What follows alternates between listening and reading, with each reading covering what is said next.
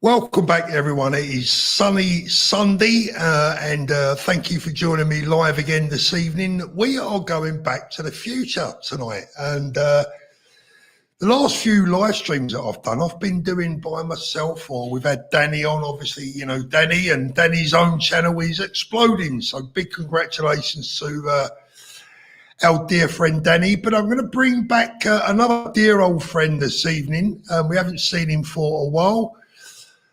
Let's have a little look. Who could it possibly be? It's Richard. Good evening, Richard. I thought you were going to introduce me as Marty McFly for a minute there when you said it was Back to the Future. I was thinking I could be Marty McFly and you could be the crazy Professor Paul. Do you know what I mean? I can't remember what his name was, but you know the guy I'm talking about. Mate, I do. I know exactly. And Richard, I've got to tell you, mate, I'm super impressed with your background. What's going on there? I've seen it before, mate. Obviously. It's looking good. It's looking good. And I've got another little trick. I don't know if you want me to do it right at the beginning. I can do it right now. So we got something. Is that the one for the special month? Is it? Don't spoil it. Don't spoil it. Don't spoil it. Now remember, I won't spoil it. I won't. Remember what Sadiq Khan says, and we've got about what Sadiq Khan says. Diversity is our strength. Remember that. So they say, yeah.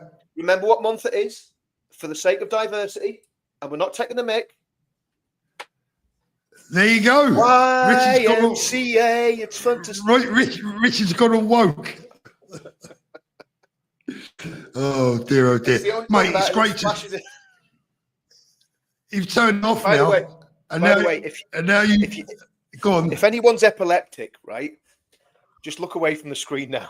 Should have warned that before we've done that, Paul. You know what I mean? But remember, Paul, diversity is our greatest strength. So they say, looking at all the people piling in. Good evening, everyone. 700 people already watching. Carol Wilson. Yay! It's Richard. Hi, Richard. Hi, Richard's Carol. Back. Evening, Richard. Richard, mate, I've been, me viewings have been slumping, so I had to drag you back out of the cupboard, mate. Paul, I've got a confession to make. When you were off, I emailed them all and told them what to subscribe to my channel and unsubscribe to yours. You know, it wouldn't surprise me. It wouldn't surprise me. I wouldn't do that. We just need Danny back for the full set, but understandably, we need Danny back. Understandably, Danny is feeling very sore about recent events, which we won't go into tonight. We'll try and keep it a little bit sensible, a little bit light-hearted. We have got some very serious topics to talk about, as always, Richard. But first of all, what have you been up to? I mean, look, for those watching now, as you can see by my complexion, Paul, I've been in loads of sunbathing. Lying about by the pool, you know, just getting a tan, really. I mean, you seem to be doing a bit better than me at that, but I mean, you know, do you know what, Paul? I've been insanely busy. I've just been doing loads and loads of stuff. And then, of course, last Tuesday, which was certainly a special day, which the diversity experts, no doubt, were reaching for the sick bag and the smelling salts, when our friend escaped from Wood Hill with about 50 sacks of mail. You know, you used to sew mail sacks when you went into prison. Now they have to make mail sacks when he goes inside. You know what I mean? So Tuesday, I did when Tommy got out, I did 6 hours of live stream. So if you're watching Tommy, that's the dedication to the course. 6 hours of live streaming.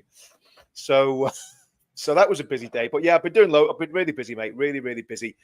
Building loads of stuff, building a website for Counter Media, doing a whole lot of work stuff, whole lot of family stuff. So it's been full on, Paul. Absolutely full on. What about you, mate? What's happened? Seriously, what's going on? I'll give you I'll tell you exactly, mate. Les says, hi, Richard and Paul. Richard, where can I get your bulldog picture from? Well, my wife made that for me, believe it or not. She actually she's into sort of art and all that sort of stuff. So she basically did that. So you can have a Richard's wife original, but it would cost you £5,000. So send the check to Paul, and then we'll get one across. You know, it was one my wife did. That's doing deadly serious, but she probably need about $5,000 to do it for anyone. So yeah, so that's what that, and the other one as well. That's from my dear wife as well. So she's into her art, and she's good at it, and she's a patriot. So it's all looking good. Fantastic. So £5,000 buys it, Richard. Is that it? Maybe give or take. Sentiment only goes so far, eh? we'll do an auction. We'll do an auction, Paul. See how it goes, mate. You know what I mean? And if they're really lucky, I'll get to sign it. That's it, yeah. So what have I been up to? Well, obviously, Rich, obviously, you know where I am and why I'm here. Look, I'm settled, enjoying life, feeling a lot less stressed, I've got to be honest, but I can't say that I feel any less frustrated because, look, the things that I'm passionate about, I'll always be passionate about, that. I mean, just because we haven't been doing the lives. I mean, I've even had people say, "Oh, have you and Richard had a fallout?" I mean, look, absolutely not. We stayed in touch. Can I just say something, right, to everybody that's watching, right? I think it would be virtually impossible to fall out with this guy, to fall out with Paul. He's one of the, and I'm not just saying this because I've no reason to say it, and I don't use false flattery, but he's one of the nicest people in the movement without a shadow of a doubt. Him and Tommy are very similar personalities. Got a very nice message off Tommy. I'll talk about that later on in the stream if that's okay, Paul. But I got a really nice message off him the other day. But it'd be impossible to fall out with Paul. So just bury those rumours. And again, Paul, I have a confession, mate.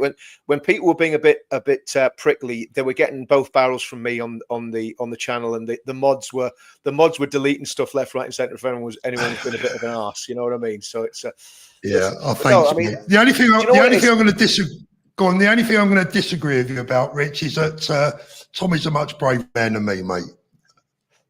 Well, he's brave, but I mean, what I'm talking about is you both got similar personalities. You're both very, you've both got a lot of emotional intelligence and know actually how to handle people, whereas I'm a grumpy old git. You know what I mean? So there's a bit of a difference, yeah. But again, Paul, I mean, one of the things that people don't know about you is the work rate that you put in. Right. And I haven't said this because we haven't been on a channel since all this stuff went on. But I know when we were at this full time, right, that you were, when I say full time, we were full tilt. We were doing what, 2 or 3 live. We were doing 2 or 3 live streams a week, right? And that was taken out on me just doing 2 or 3 live streams. You were doing 2 or 3 live streams and maybe 10 videos a week, and building connections and bringing people into the movement, and building political connections, building things with different parties, putting your feelers out here, there, and everywhere. So people just don't understand how much effort that takes, because I've done all that before, and I know how much effort it takes. And so I just want to say that and put it out there because it's just the truth, and I think it needs to be said. Yeah, thanks, mate. I appreciate that. I think for me, probably the most disappointing thing really was the attacks from people supposedly on our side, Richard. I can handle the attacks from the lunatics and the people that we expect to get attacked from. We can take that, but when you've got your own people turning against you for reasons that are so incredibly crazy and untrue, I thought, you know what, I've had enough of this. I need a break. And this move has been on the cards for a very, very long time, but I can't walk away from what I'm passionate about, Richard. I certainly can't walk away from friends like yourself, who we've only known each other for just over a year. But I've got to say, and I don't want this to be, who can blow the most smoke up each other's backside. But, I can truthfully say that you have been a tremendous friend to me. You've been very loyal. You've been very upfront about everything, and I've missed having you on the show because I think we work well together. I think we were building something really, really special, Richard, really huge.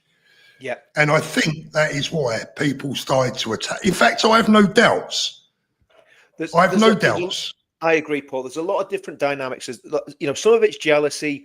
Some of it is people not understanding what we're trying to do, not understanding what our motivations are, and and that sort of thing. But the reality is, I think I'm at the stage now, Paul, where I just don't care what people say. I just ignore them. I don't respond. I don't go back at them. I mean, I could have responded to all sorts of people, done all sorts of stuff. And I just went, you know what? I'm just going to be the bigger man. I'm going to turn the other cheek. I'm just going to keep on going. And I think that's the best way to do it. Because, and there was a very good friend of mine. You've met him a couple of times, and Ian, and he said to me, he says, Rich, he says, do you know what? Been in these positions before. Just sit back, relax. It'll all wash over you. In 6 months' time, they'll be nowhere, and you'll still be sitting doing what you're doing as long as you don't lose a head. And that's very true. Was that Gary's mum there? Was that Gary's mum that was just on the screen? Let's Sharon have a Lynn? look there. Sorry, Sharon. That's probably the biggest insult you've ever had. I do apologise, Sharon. But Sharon, I'll apologise know. on behalf of the show officially. I've been on it 5 minutes and I've already started creating chaos. But there you go. My Richard, last name's Inman, so I had it all the time when I was a kid because of that weirdo from Are You Being Served, you know. But, well, do you know what, Richard? I'll tell you what, now we know each other a lot better. I've got a confession to make. When I first met you, I used to think to myself, whatever you do, don't call him John. And the more I thought about it, the more it concerned me. And I don't know if I ever did, but if I did. I mean, listen, for the sake of diversity, I think you're quite within your rights to call me John. I mean, do you know what I mean? Well, there you go. There you go. This is an inclusive channel. It is totally inclusive. So actually, I have a confession to make. John Inman is my father. You know, like the bit in Star Wars where Darth goes to Luke and says, "I am your father." Well, John Inman is my father. That's all I'm going to say. I'm not going to say any more than that. But John Inman is my father, and that's not a lie. That's not a lie.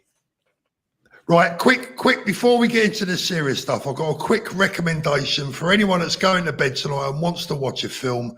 Steptoe and Son Ride Again. I watched it last night. Absolutely brilliant. Steptoe and Son Ride Again. I was gonna, I don't know if you've seen anything that's going on with my daughter, and they've got a rescue dog, a greyhound, right? There's a greyhound scene in there. I was going to pull it out and have a little joke with me son-in-law about it, but I watched Steptoe and Son Ride Again. Brilliant, love it. Paul, never ages. I've only one thing to say to you, mate. You dirty old man. Oh, quality, absolutely brilliant. Richard, let's get into some of the more serious stuff. First of all, let's talk about our friend's release earlier in the week. Mate, I've got to tell you, I've followed him for many years and admired his bravery. I've admired his spirit. I've admired his ability to have a solid working class background and education, pretty much like myself. I don't know what your education was like, but I would imagine it was pretty much the same. Absolutely. And I've admired his ability to go toe to toe with some of the world's leading people, and basically hold his own. Right, I've admired all of that. And then he came out on Tuesday, and I was expecting, because I haven't spoken to him for ages, obviously, because we've all had these bans, right? I knew roughly what he was going to look like. I had an idea of what he was going to look like. That didn't surprise me. What did surprise me was, what can I call it? His iron ability, his balls of, I don't know how he manages to walk. I really don't. I mean, there's me, I'll put my hands up, Richard, right? There's me worried about what happened to Danny, and Danny obviously understandably worried. I mean, look, yes, we're a bit older, we're not used to that sort of thing, and Tommy's been brought up with it pretty much over the last 15 years. But, I mean, the way the guy come out fighting is just incredible. And I can't stress enough how much I respect that. It's just unbelievable. Whether you like the guy or whether you don't, doesn't really matter. You've got to admire the bloke's balls. I thought it was an incredible speech on the steps of the prison. It was statesmanlike. I mean, it was obviously thought a lot about what he was going to say. Now, I don't know if you noticed, like all of us, Tommy can swear like a drunken sailor. Do you know what I mean? You know what I mean? He didn't swear once. In that speech or in the interview with Ezra Levant. Thought it was very, very, very poignant that he came out with a cross, wearing a cross, because obviously he's been through his own torture, and the cross is a sign of torture. People forget that. So he's been through that, and there's a lot of people speculating about his spirituality. I think people need to leave him alone on that, because that's his business. And like every individual, and I'm very open about what I believe, but as an individual, every individual has a right to privacy when it comes to what they believe and how they believe. And I think you're better to be left alone to work it out for yourself. You know what I mean? And obviously, anyone that can help him with that, that's close to him, that's a really important thing to do as well, I think. But I think his speech was statesmanlike. It reminded me, do you remember? I mean, and obviously, the comparisons with Nelson Mandela are actually quite unfair. And the reason they're quite unfair is basically because Nelson Mandela was involved in terrorism, and he was jailed for terrorism. That's not racist or bigoted. That's just a fact of history, right? Now, whether there was just cause there or not is irrelevant. The point is that's what he was in prison for. Tommy wasn't in prison for that. He was in prison because he made a film. That's the reality of the situation. And the film became the most viewed film, certainly in British documentary history, which no doubt annoys the team at Panorama no end. I mean, can you imagine Mr. John Sweeney, wherever he is? I don't know. I think he's somewhere he's either in the Hindu Kush somewhere, or Afghanistan, or Ukraine, or somewhere hiding out in the backwoods. You know what I mean? With a few tins of beans. Maybe he's driving a cab in Luton somewhere. Well, he could be undercover, but I'd say it'd be difficult for John Sweeney to go undercover. But so Sweeney and Snow and all the rest of them, whoever they are that do the panorama stuff, there must be steam coming out of their ears, because the little lad from Luton, the line of Luton, managed to put out a documentary that got retweeted by the richest man in the world. Had pride of place on that platform for months and got 170 million views. Yeah, unbelievable. Come on, get in there. So, I don't know if you've have you managed to speak to him yet? Yeah. I've been chatting to him, and he's in great form. He's buzzing about the 13th, and plans are underway for the 13th, and again, I'm privy to some of what's going on, and it's going to be spectacular. I have a good idea what the route's going to be. I'm not going to say anything to anyone, but the route will be absolutely superb. Obviously, we can say it's London because it is London. So yeah, I mean, book your tickets, because it's going to be one not to miss. And of course, he's doing loads of other stuff as well. I mean, he's doing stuff about the prisons.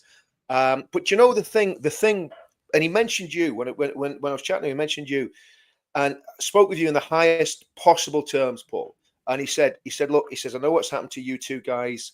He said, I've been there. He says, whenever you're starting to make a difference, they're going to target you and they're going to come after you.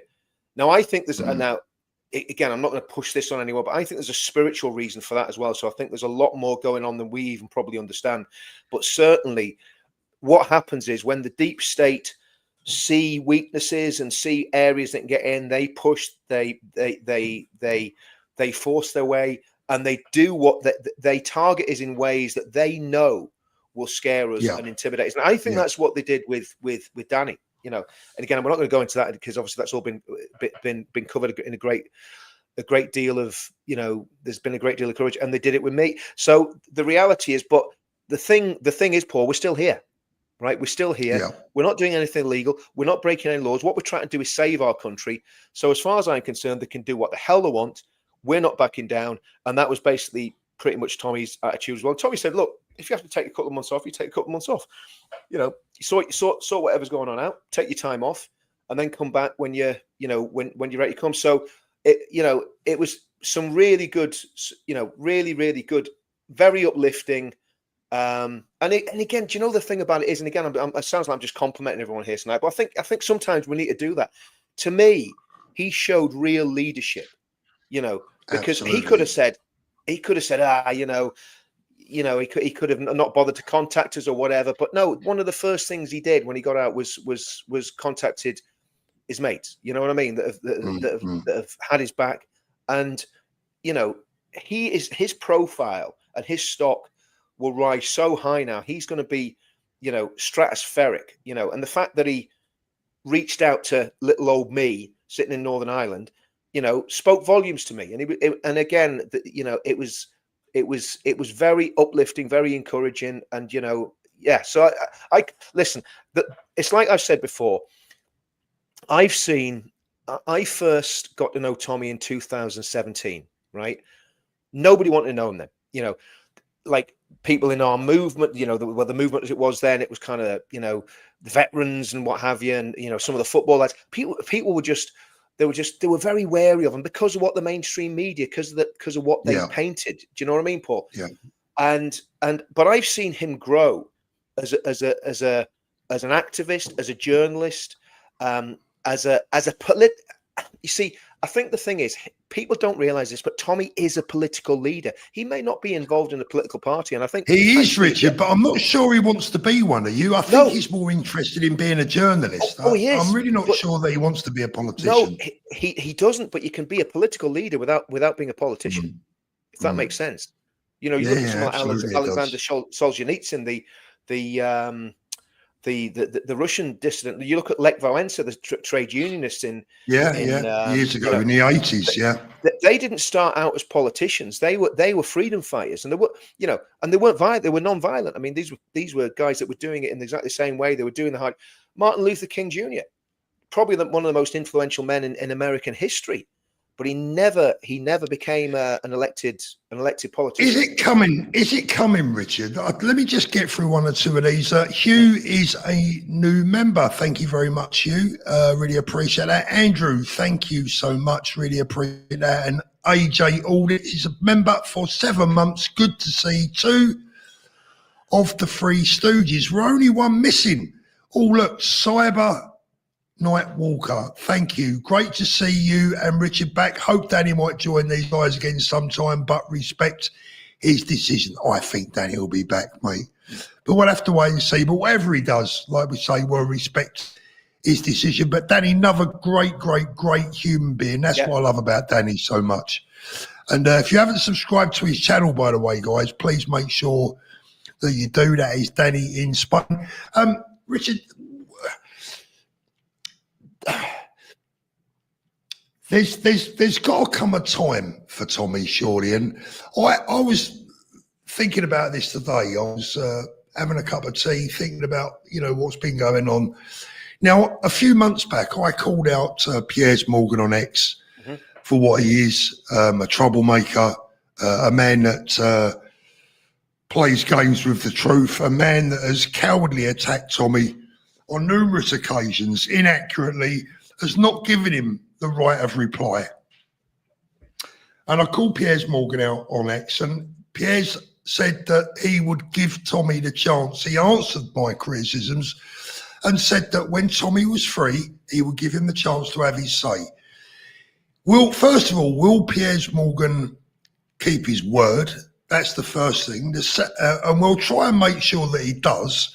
The second thing is, if and when he does, will that be a defining moment for Tommy going down the line? Or does he need to get out of the UK, get himself to America, get himself a platform in the United States with some political backing from the Americans? And I think they would.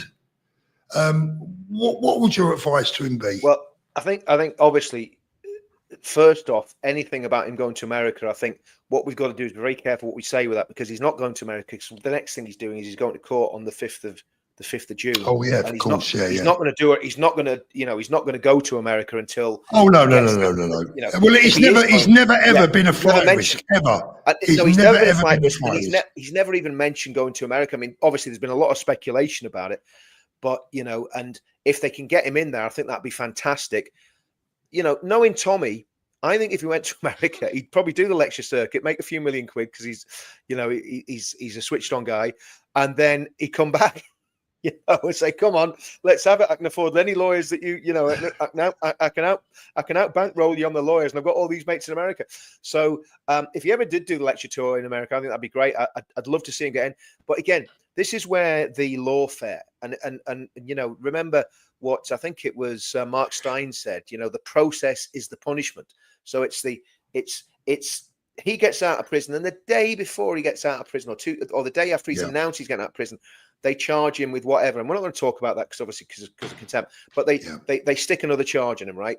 And you know, the thing that worries me is, are they going to try and remand him on the 5th of June? And I think from my point of view, and I'm very cautious when I say this and how I say it, but I think there would have to be a protest movement up and down the country, which is peaceful, legal, and legitimate lobbying, very respectful, peaceful protests, and you know, just a massive movement of people doing everything they can within the law to highlight the injustice of this. And again, I think that would be one that we'd have to push with the United States. When you come to Pierced moron, as I call him, Pierced moron, I think Pierced moron will only do what suits him. Right. So if he thinks that he's going to get an advantage by having Tommy on his channel, he'll do it. If he thinks Tommy's going to make mincemeat of him, he won't do it. Well, so I think he knows that. I think he knows. I mean, Tommy would rip him a new one. He did last time. I mean, you know, he was waving a certain book about in the air, and you could see Pierced moron was looking for a change of underpants. Do you know what I mean? He was absolutely panic stricken. And incidentally, I can't remember who said this, but it was someone that had been with the other supposedly the voice of free speech, or the channel of free speech, which we all know is a myth. But the one of the lead producers on that was the producer that was producing that episode of GMTV, right? And I spoke to Tom when he did that. I spoke to him about an hour afterwards. He says, "Oh, bro, how did you know?" It's like, "How do you think it went, bro?" Because he'd never realised how good he is. I said, "Mate, you absolutely smashed it." He says, "Rich, I've only had 2 hours sleep." He said, "I only got to bed at 4 o'clock this morning, or whatever." You know what I mean? Unbelievable. I said, "Brother," I said, "you smashed it. It was brilliant." And that is still, again, that's still bouncing around on various different YouTube channels, clocking up the views. So the impact that man's had is phenomenal. And I was. Well, here's the thing. Here's the thing, Richard. Can you imagine what he would do to Piers Morgan, properly pre-armed, as it were, with, you know, what's coming, with a full night's sleep, with a full night's sleep, and, you know, a 15, 20, 30-minute interview. I mean, that was a setup. That was all set up, you know, stacked against all the odds, and he still rips him a new one. But look, at the end of the day, we'll see Piers Morgan. We haven't forgotten, right? We haven't forgotten. Yeah. You said you would give him the chance. Now it's time to keep your word. And if you don't, we'll keep reminding you that you haven't kept your word. Nothing wrong with that. So, yeah, exactly. Eddie, thank you. Just watched Tommy interview with Andrew Eborn there. What an inspirational man TR is. Absolutely. David, Pie Paul, your healthy tan makes Richard look anemic. Richard, I've got to have to buy you a sunbed, mate. Mate, well, I was hoping this tube here would do it, you know, but it doesn't seem to have the right colours to get me a tan, you know what I mean? So we'll see. And finally, this one, Jackie Lee. Thank you, Jackie. I think you're going to be back in the thick of it again, Paul. I can see it in your face. You're too passionate not to be. Look, at the end of the day, Jackie, thank you very much. I care very deeply about a lot of things. And obviously, apart from my family, there's nothing that I care about more than our own people. It's not even really about our country. I mean, our country is our country, right? It's a piece of land. It's the people, the history, the tradition, and everything that we grew up in and to believe in. That's what I care about. And I could never, ever walk away from that or forget it or just put it to one side, because it's just part of who we are, right? I think as well as that, Paul, I mean, you and I both know, when we stopped doing the lives together, there was people contacting us independently saying that I'm trying to be serious here now, Paul. Don't laugh. That's steptone, look. When he puts the specs on the greyhound, yeah, exactly. Go on, mate. Sorry, Richard. Sorry. You're totally. I was trying to be dead. You know, I was trying to be dead serious. Yeah. Serious, but no. What a lot of people said was that we cheered everyone up, right? So when we're having a laugh, we're having a giggle. very light-hearted, very, very innocuous. I mean, we never say anything. If we ever offend anyone, we apologize immediately. But what I found, Paul, was it was people contacting me, and I know they were contacting you as well, saying this was a lifeline for them, that we gave them hope, and I've kept going with that. I know you have, Richard, and fair play to you. But no, I mean, look, at the end of the day, you're back. The bottom line is, Paul, everybody needs a break every now and then, you know. And it's like I keep saying, it's like the Godfather Part 3, where Al Pacino's in the kitchen and he's in his 60s and he's got his cardigan on, and he turns around to the wife and he says, "Can I be Al Pacino?" You're Al Pacino, mate. This is what I'm building you up for, Paul. You've got to bear with me on this. You can be Marlon Brando. Go on. What are you trying to say? So and Pacino looks at the camera and he says, every time I get out, they drag me back in. And Paul, that's what's happened to you. Every time you get out, mate, you're going to get dragged back in. You know, it is Hotel California. There's no escape. You're in this for life. And we've got to do it till we either win or die. On the theme, Richard, you're a funny guy. Yeah. Funny how? What do you mean funny? Why are you entertaining? That's what. Do you know what we'll do a mafia themed stream when we get Danny back on, right? That's it. Yeah. Richard and Paul, I have a painting for Tommy. How do I give it to him? I'll have to think about that one. Yeah, good question. Yeah. Right, Richard, let's get on to what was going to be the main topic of the evening, but let's have a quick look at a couple of pictures that have appeared today. They're from AP and or Reuters. Is it Reuters or AP? One of the two. This is the scene in the channel over the last couple of days. 1,200 new arrivals in one day, which I believe. Can you flick back to that to the one with the church in the background? There's one before that. That one there. Yeah. That I take it that's France, is it? Is that France? Or is that's France. Yeah.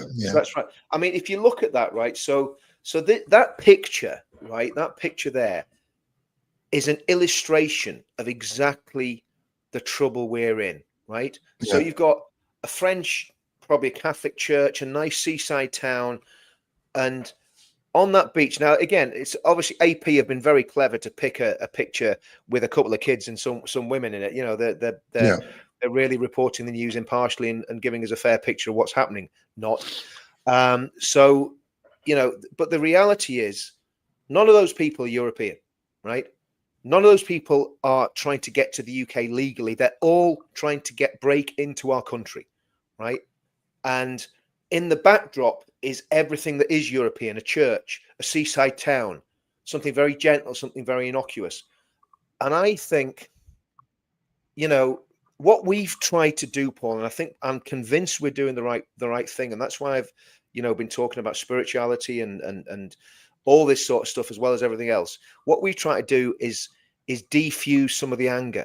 But Paul, I think the anger is reaching absolute fever pitch at the minute.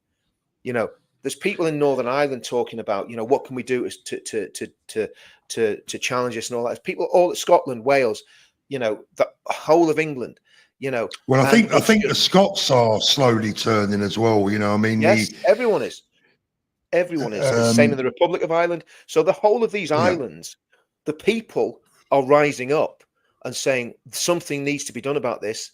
And the politicians are blaming each other. We had that Labour defence minister saying, "Oh, we've lost control of our borders. It's all to do with the Conservative Party," forgetting the fact that every time the Conservative Party, and I despise the Conservative Party as much as I despise Labour, but every time the Conservative Party try to do something, Labour politicians like Keir Starmer opposed it and voted against it.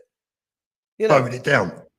Yeah. No, look, they're all as bad as one another, Richard. And at the end of the day, how much can a nation take? I mean, I did a video on that. I might have actually been wrong about the facts and the money, because I said £1 billion a week. It might have been £1 billion a month, actually. And if I was wrong, I apologise for that mistake. But you know, what's a billion? You know, what's the difference? $1 billion here, $1 billion there. I mean, we've all got money to throw away, right? I mean, Richard, I tell you now, here in Spain, I reckon if I went down to the local authorities and said I need somewhere to live, I need a few quid, I need an hand up, I need an hospital bed and a free dental appointment, they kick me out of the country faster than I could say Speedy Gonzales, right? Exactly, you know, exactly. I just don't understand it. And when we see how so many people struggling in the UK, I mean, 1,200 people in one day. Yeah. This is insane because make no mistake. I mean, they've said today that the border force were overwhelmed. They were calling fishing vessels. I mean, Richard, it's got to the point where they may as well just lay on ferries. Well, I mean, you know, again, I am convinced this is deliberate. I'm convinced, and the other thing, here's the thing, Paul, and this is where, you know, we had all this thing with reform, with the net zero migration thing, and again, I was chatting to, well, to say who, but a couple of people from Reform last couple of weeks, and oh no, it's all, you know, when we get into power, it's all going to change. I'm going, yeah, right, okay, whatever. And the reality of the situation is that if they wanted to stop this, they could stop it tomorrow. Simple as that. Absolutely. I watched it. I was watching Winston Marshall, old Winky, and he had this ex-Royal Marine guy on who was a Brexit Party MEP. He's really switched on guy. Don't agree with everything, but he's pretty switched on. He said, look, he says the Royal Navy and the Marines could stop this in a week. Simple as, but there's no will. It's down to complete lack of will and cowardice by the establishment, by the government. And what he said these people are traitors. He says they're deliberately betraying our country. So what me saying this was what this ex-Royal Marine, and it wasn't just a normal bloke. He was an officer, so he's quite educated, and so something has to be done. And it has to be done fast. But the boats are a smokescreen, Paul, because the biggest problem we've got is the million or so people that are coming into the country. Because of course, what they always give us is the net figure. So in other words, once the doctors, lawyers, businessmen have left because they're going, we're not going to pay all the tax that you're trying to, wring out of us. Once all the retired professionals have left and gone to live in Spain or Florida or wherever they've chosen to go, then we're getting Somalis, Afghans, people from Eritrea, people from Libya, and no disrespect, but nobody wants them here. We don't want them. Yeah. It's as simple as that. We just do not want them in our country. And it's not because we hate them. Richard, there are some people that appear to want them here, but this is what they must understand. I mean, let's just use myself as an example for a minute, right? Yeah. I've paid over £1 million in my life in tax, national insurance, whatever you want to call it. I've been a businessman. I've bought property. I'm a net contributor. I insure my vehicles. My wife's in vehicles. We do everything legally by the book. I've left the UK. I've taken all my money with me. I don't want to pay anymore. I've got another tax bill to pay in the UK before that ends, but I will be contributing no more to the British tax system. Yep. And I have no will to. I've always been proud of what I've paid into the service, the National Health Service, even though when I needed an operation, there was no space for me. Even when I've needed the police, they were never there for me. But let's put all that to one side. I'm still proud to have been a contributor that helps other people. But that's going to stop. So this net migration situation is people like me leaving, and there are thousands leaving every single week. And they're being replaced by people who are going to contribute very little, if anything at all. Now, for those people, probably zero. For those people that, want to welcome these people here, they should consider about the future of their country, of our country, and of their families and their children. What about the hospitals that need funding? The country needs money. We need money as a society to build schools, to build infrastructure, to mend bloody potholes, to do all the things that it takes. Do you know what, Richard? I've been in Spain 6 weeks. I haven't seen a pothole. I can't find one. anywhere. I cannot find a pothole. Yes, the weather's better. We understand the problems that ice brings to the roads, etc. But I have been here 6 weeks, so I cannot find a pothole. Why are the Spanish so much better at doing things like this? Why are the Germans so much better? Well, look, you know, at the end of the day, I'm no longer a contributor. After my next tax bill, I'm done with the UK until this government are gone. Yeah, yeah. And there's going to be thousands more people like myself who have been good citizens, never broken the law, never been in trouble with the police, never cost the country a goddamn penny, and have contributed hundreds and hundreds of thousands of pounds on leaving, and we're being replaced by people who will give us nothing. Absolutely, absolutely. And not only give us nothing, we'll try to fundamentally change the cultural makeup of our country. You know, and that's the other thing that people aren't even factoring in, you know. So, yeah, I mean, the massive problems, Paul, and we've got to talk about them. We've got to talk about them in very measured ways. There's a lot of comments, you know, people saying the UK's finished. People say, if the UK was finished, I would immigrate as well. I would go, right? But it's not finished. And you know, the reality is that we can still win this, and it doesn't matter where you are in the world. I'm in Northern Ireland, you're in Spain, Paul. We can do this from where we live. You don't need to be actually sitting in London. Seems really weird you saying that I'm in Spain. It's still unbelievable to me. But I mean, here's the thing, Paul. You were living in a town that was full of lefties. Let's get it right. Full of lefties, where you were getting grief. You were getting abused even as you were going about your daily business. People giving you a hard time. Why would you stay if you could go somewhere else and do exactly the same thing, and actually probably have a lot more impact, because you're not going to have all the stress on your family of all the stuff that's happening because you live. I mean, where I live, you know, I'm in very, you know, nice part of Northern Ireland. I'm safe as houses as well. I mean, you know, I'm not swamped by people that are going to try and do me harm, you know.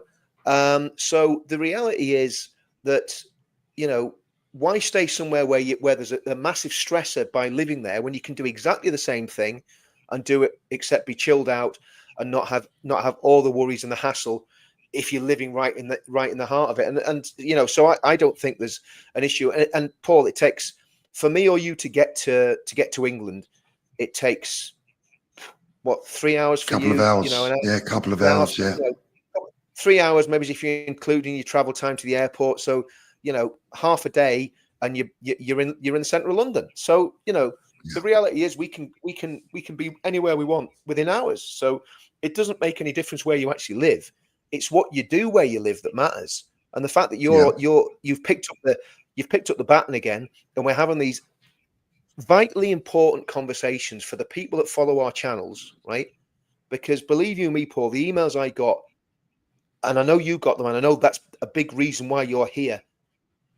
We owe it to the people that are actually saying we're alive, literally saying we're alive because of your channel. We've both had the people say that. Yeah, Richard, the love that we've both had from our viewers is.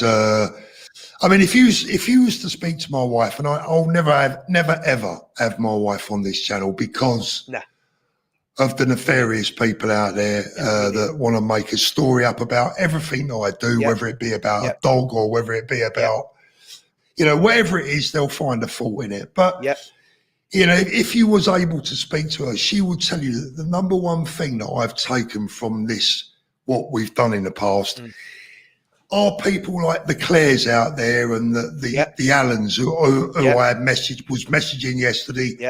And hundreds of other people out there just like them that have almost become like a family to us. Exactly. And I could never leave those people behind because they've been good. They've also been good for me, Richard, as well.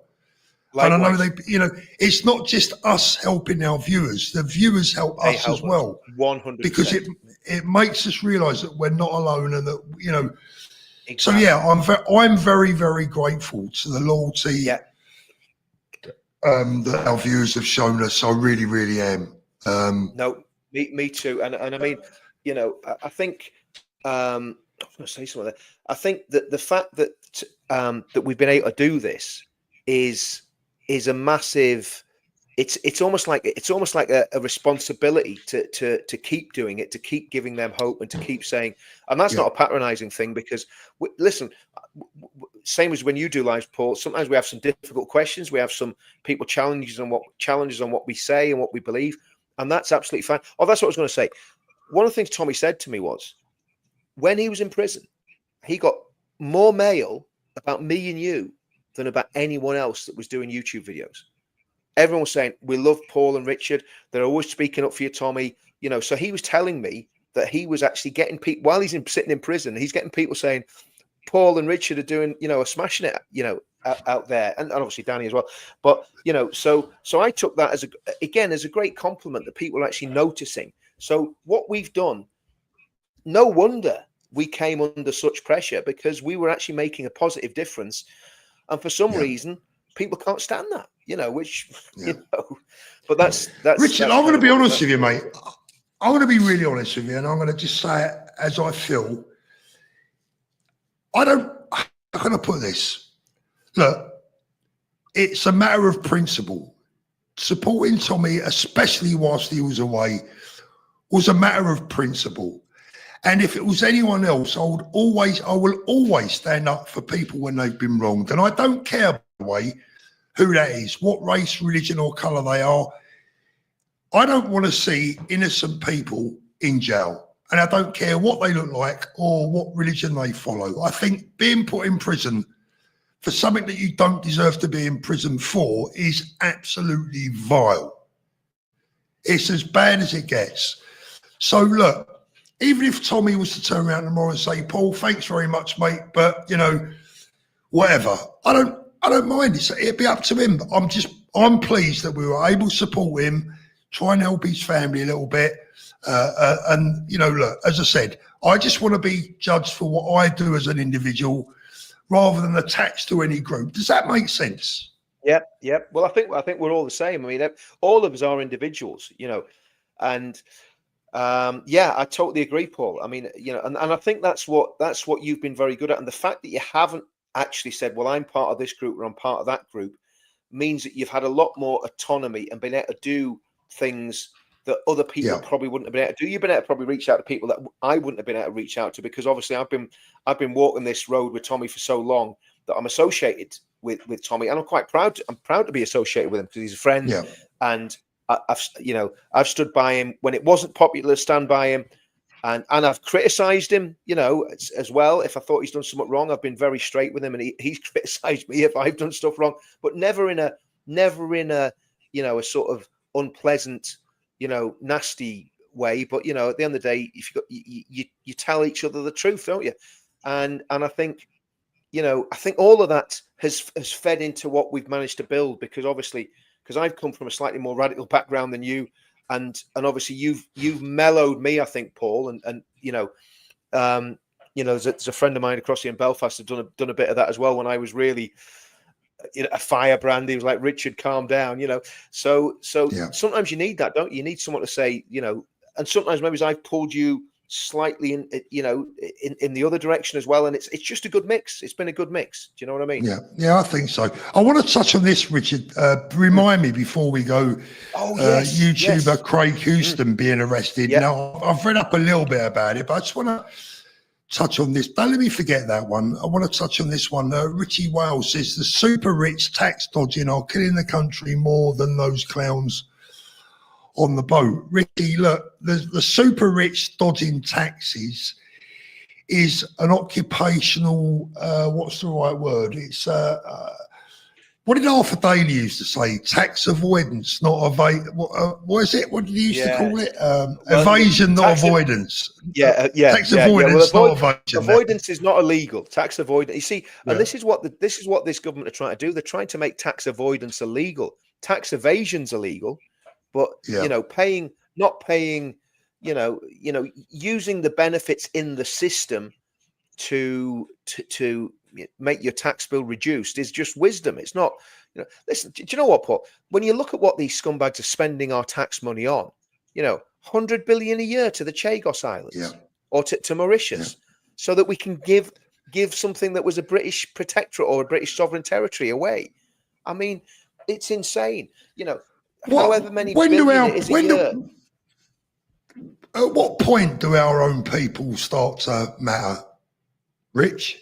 At what point do our own kids start to matter? What we've got to realise is, right, we've got to realise is that to these globalist elite people like Keir Starmer, I mean, I have nothing but absolute contempt for Keir Starmer. You know, again, I'm not going to put it into words because obviously we want to try and keep this channel fairly polite. But that man said it openly. He's more time for Davos, for people in Davos, than he has for people in Parliament. That says everything you need to know about him. Yeah, of course it does. And so they're never gonna look out for the British people. We've got to look out for ourselves, and that's why, again, this is why the Uniting the Kingdom thing's so important. The pledge is so important. Getting back to church is so important. Getting back to our Christian roots is so important, because we've got to rebuild our culture ourselves. Because these scumbags, these elites, the establishment, for at least 50 years, I would say since Roy Jenkins and the Permissive Society in the 1960s and all the vile legislation that those people brought in, we've been on a downward trajectory since as long as I've been alive, Paul, and probably almost as long as you've been alive, because you're way older than me. But thanks for reminding me, mate. Do you know what I'd like to see, Rich? Do you know what I dream of? This is all I dream of, right? And it's very, very simple. I dream of our Prime Minister showing compassion, some genuine compassion for the people, for everyone, for the elderly, for the sick, for the young, for the poor, for the people who are less fortunate, for the Lucy Connollys of this world who should not be in jail. Free Lucy Connolly, by the way, and the others. Yep. Right? Where's the compassion? Why can't we have a Prime Minister that stands up and speaks to the nation from the heart, from a heart that we can feel and recognise and believe? Why can't we look at a Prime Minister and go, do you know what? He's a nice guy. I trust this guy. He's got a good heart, this man. Now, Keir Starmer and Yvette Cooper and all the cronies that are running the country right now, if they had 1 ounce of compassion amongst them, Lucy Connolly would have been freed last week. Yeah, totally. Instead of that, they backed it up. Yep. And that says everything to me. It says everything. Now, Richard, I have compassion. I even have compassion for people crossing those boats. I don't want to see them drown. I don't want to see those people drowning in the sea. But the truth of the matter is, going back to the boats for the moment, is that these gangs that are organising all this people smuggling, we're just feeding criminality. And like you said earlier on, we can stop this in, I was going to say 30 minutes. We can stop it in 30 seconds. You just say no. How long does it take to say no? Exactly. Or stop? All Starmer has to do is, you know, and the problem is, they always blame the courts. They always use the courts as an excuse. Well, you know, I didn't hear too much from the ECHR whenever they were locking people up and basically, you know, banning them from socializing and banning them from going to funerals and banning them from going to see Granny who was dying in an old people's home. I didn't see too much from the ECHR or too much compassion or too much from the, you know, from Piers Morgan, who puts himself forward as this great humanitarian, this great voice of liberalism and great voice of reason. Didn't hear too much from him. No, they were saying, you know, lock everybody up, jab everybody up. That's it, done. You know, and of course it's been proved to be a completely flawed strategy that pretty much destroyed the economy. And you're talking about politicians. Rishi Sunak, where is he? Where is he? You know, he's gone. He did his little stint. Globalist, gone.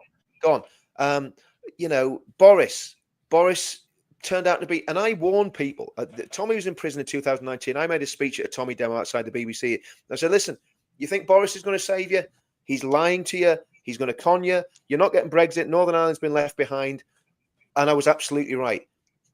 Cameron, Theresa May, Gordon Brown, Blair, every single one of them, they're no different, Paul. They're all exactly the same.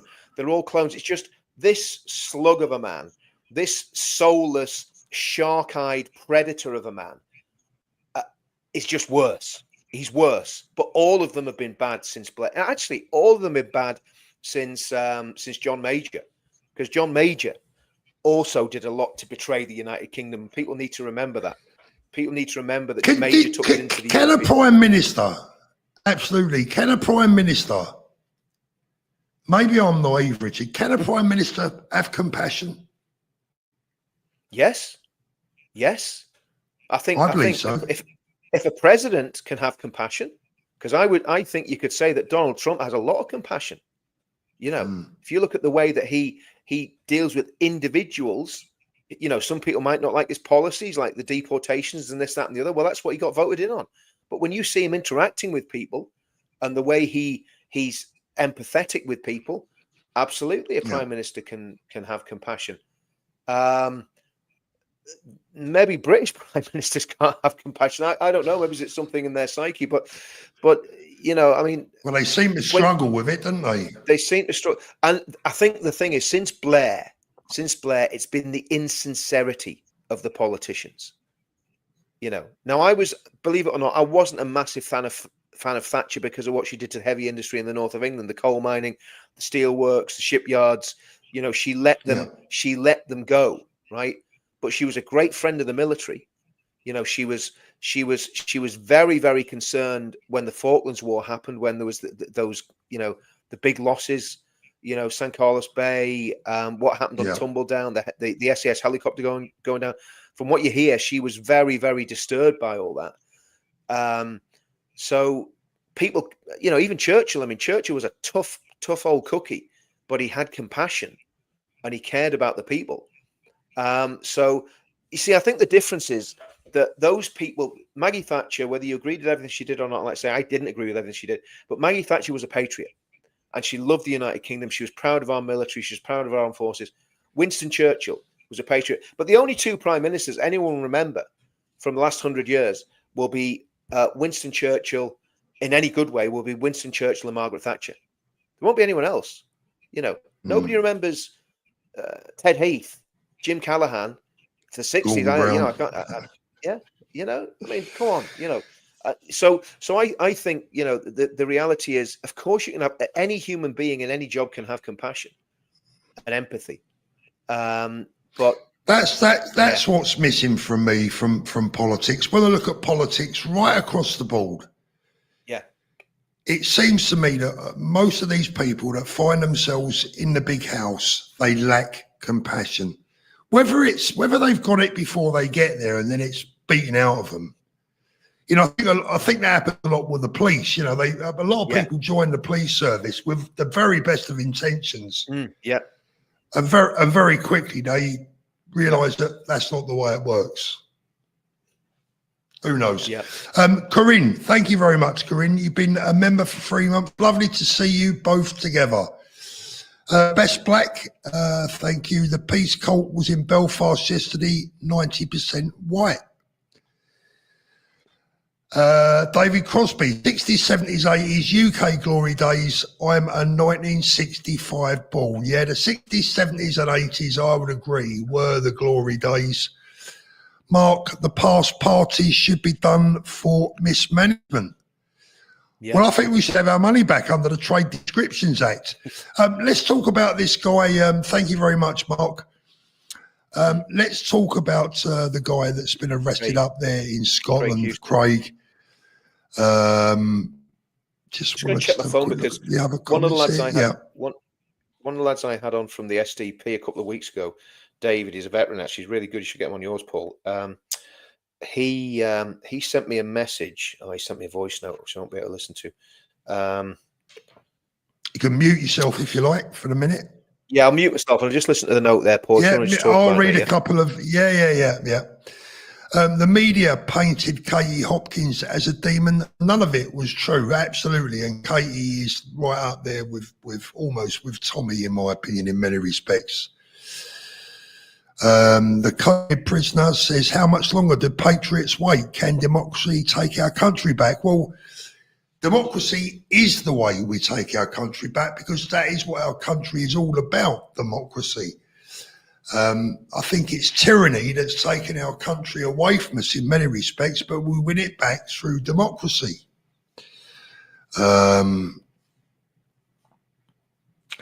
Yeah, the lodger, we're going to have a chat about this one in just a second. I've not caught up with the entire story. I've seen a part of it or one side of it. Unfortunately, Craig's video that was involved, I haven't seen it. And by the way, he's now been charged. So we have to be careful what we say.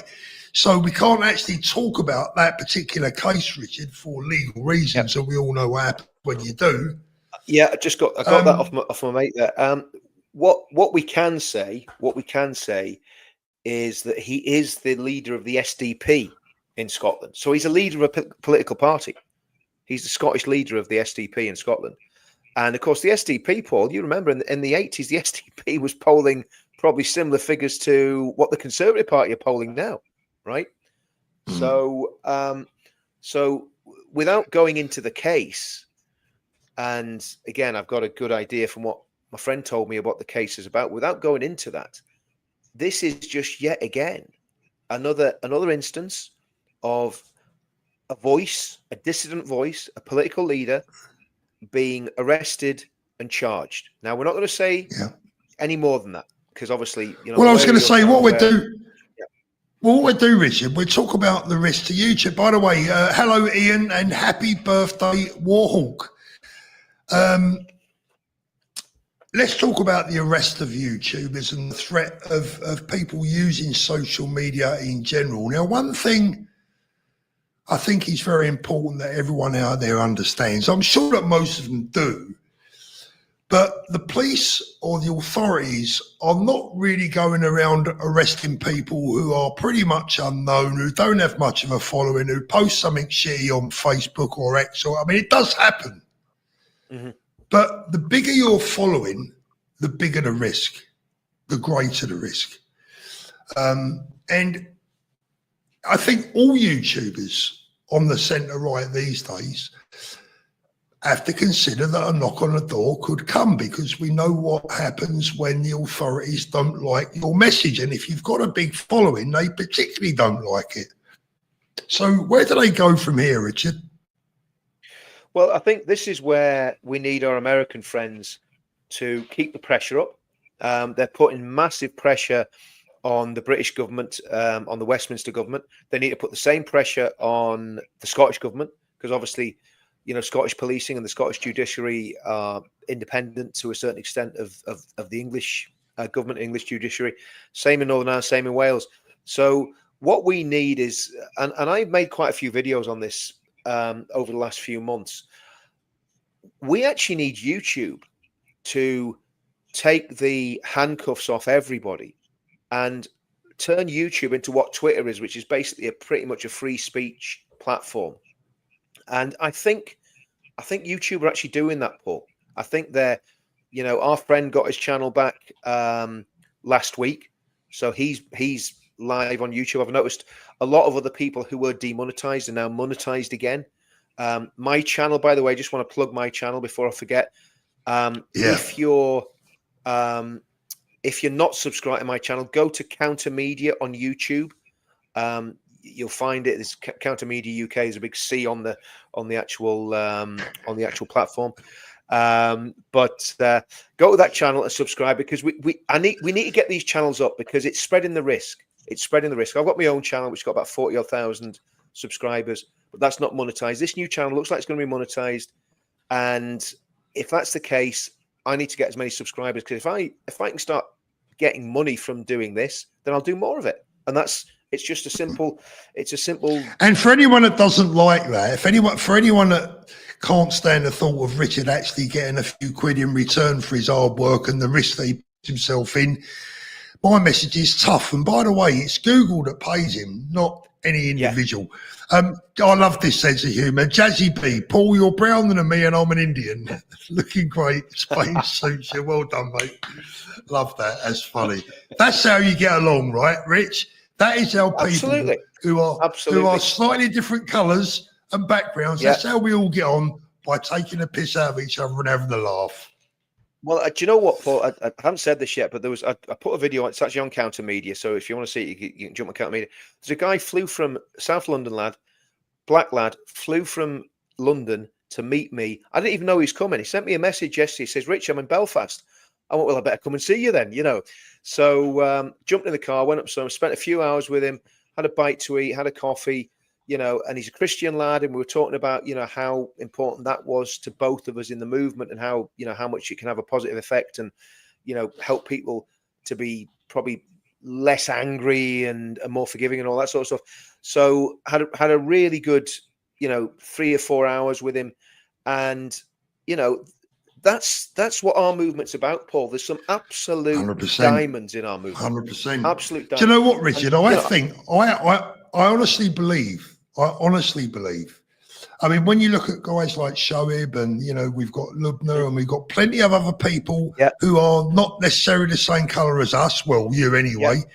But look, we've been building a situation where I think we've proven that we're not about race, creed, colour, or religion.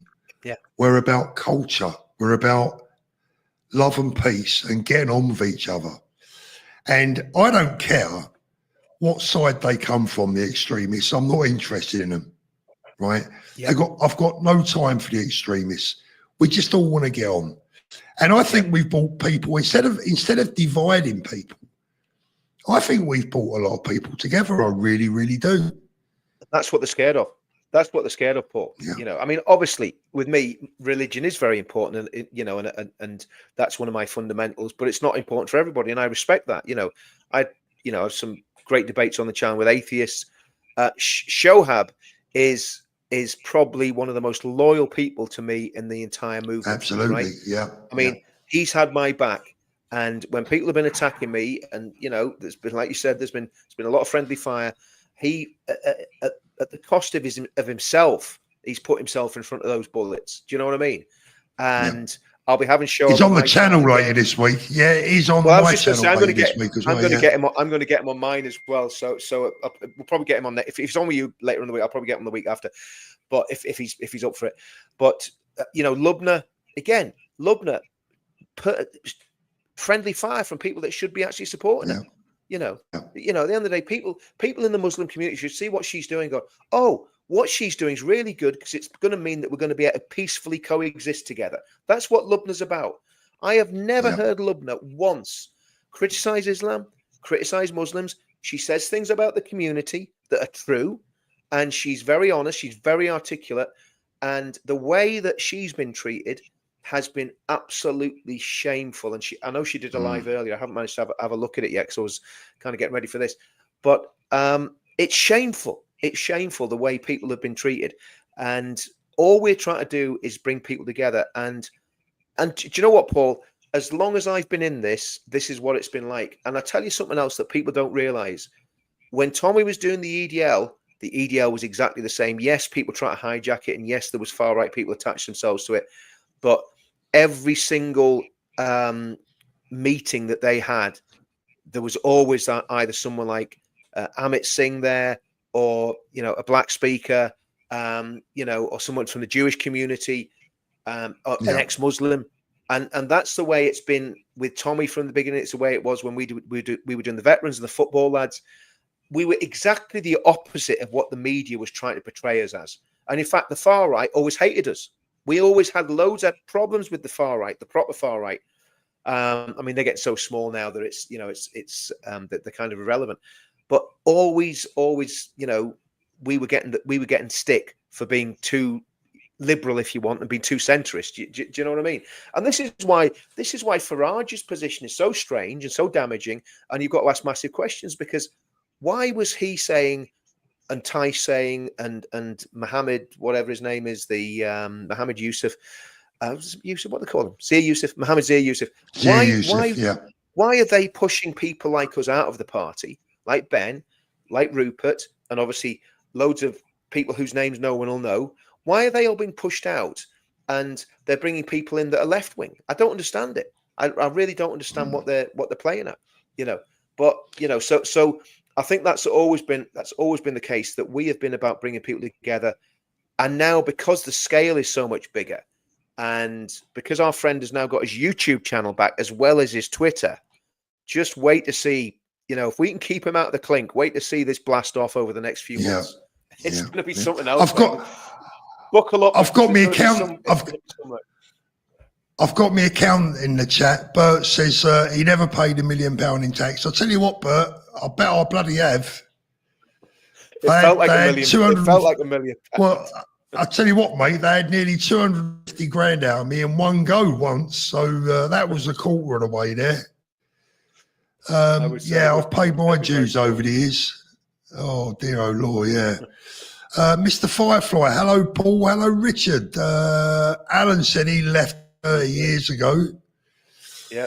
Don't blame you.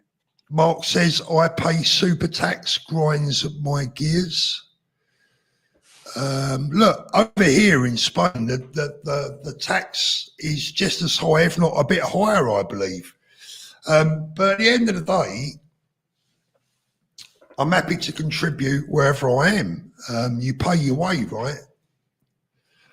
Yeah, totally. Apparently, Danny's watching both our channels because always seeing is the comments coming. Hi, Danny. How are you, mate? Danny, I didn't know you were there, brother. Yeah, I didn't. We've been having the odd chat. He's been out doing the tea. He's been to a festival today. He thinks he's 15. Darren, Paul, with all due respect, there are many of us who cannot afford to leave the country. Darren, I totally understand, my friend. I really, really do. Unfortunately, there's not much I can do about that. But I do respect that, and I'm always aware that I've been fortunate enough to come and live in a better environment. But I will add to that, Darren, that I've worked extremely hard all of my life, and I've mentioned this before. I lost both my parents young, and I was an only child, so I inherited a bit of money there. And let me tell you, I'd rather have my parents than the money any day of the week. So it's not all quite as it might look. As it were. But anyway, you look, Darren, I understand that and I appreciate it. And I'm not trying to rub anyone's nose in it. I would never, ever do that. I'm just showing you my life as I move along. If you enjoy it, great. If you don't enjoy it, then you don't have to watch. I think that's fair enough. Let's have a look. Hi, Paul, Richard, long time no see. Try coming to Essex full of potholes. Well, I tell you what, Sussex is one big pothole. So I mean, there's more potholes on the South Coast Road than there is in the whole of Alicante. There you go. It is what it is. Rich, it's been great having you back, mate. Oh, likewise. It's been good. It's been too long. But I mean, do you know what? It's almost like we just never really stopped, isn't it? Do you know what I mean? It's just picked up where you left off. Do you know what I mean? Yeah, I think the nice thing as well is that we've all been through a bit of a difficult period. Yourself, myself, Danny, a bit, Tommy, and a few other. But we're all there for each other. We've all, we've been speaking and supporting each other in the background. Like I said, I can only say that I can't stop caring about the things I care about or the people that I care about. And that's, I can't really add any more than that. I agree. I totally agree. Mark says the past parties should be done for mismanagement. Well, I'll tell you what, if the old Trade Descriptions Act was in place, they could all be done under that. Best black laugh in the face of diversity. Absolutely. Totally. Let's have a little look. The only way is crazy. Media says America. For me, whereabouts? Richard, if you could go and live anywhere in the world, apart from Northern Ireland, where would it be?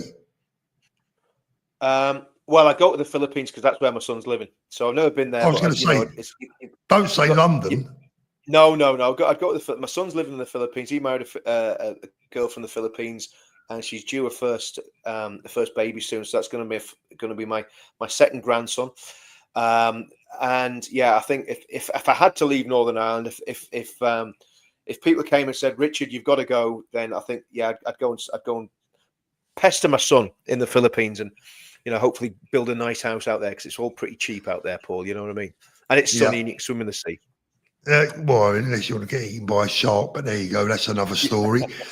Go West Media says, but we're not fighting, are we? I mean, the thing is, Go West Media, it depends on your definition of fighting. My definition of fighting is supporting other people, trying to keep people on a level playing field, keeping them sensible and making sure they do the right thing. That is my fight. My fight is to stop people from doing things wrong. My fight, my job, my responsibility is to try and make people do things legally, peacefully, do it the right way, professionally. That's a fight. Someone else's definition of a fight could be something completely different and completely sinister, but that's not going to get them anywhere. Yeah. Apart from behind bars. No, it's not. So we are fighting. We all have different fights to fight. I think that's the thing, isn't it, Paul? At the end of the day, it's all right for people saying that, because if they basically if they basically put their neck in the noose, then that's fine. You know, it's fine. It'd be fine for someone, you know, that's been doing this and been frontline for years to say, well, you're not doing anything frontline. But the reality is, what we're doing is completely frontline, because it's all about